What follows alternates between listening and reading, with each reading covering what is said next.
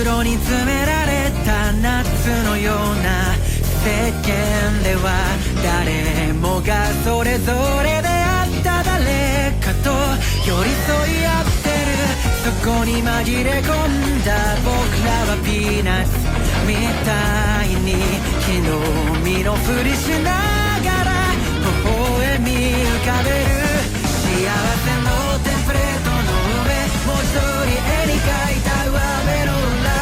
テーブルを囲み手を合わすその時さえありのままではいられないまま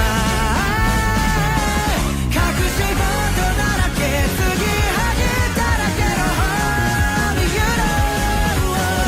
噛み砕いてもなくならない本音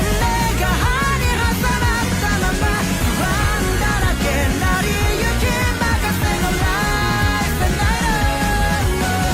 かりそめまみれの日常だけどここに僕がいてあなたがいるこの真実だけでも胃がもたれていく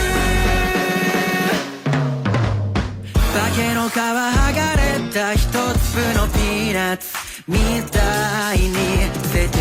から一瞬で弾かれてしまうそんな時こそ曲がりなりでよかったらそばにいさせて共にいられ揺られ踏まれても割れないからみたいになるから生まれた場所が木の上か自然の中かそれだけの違い許されないほどにドライなこの世界を等しく雨が湿らせますように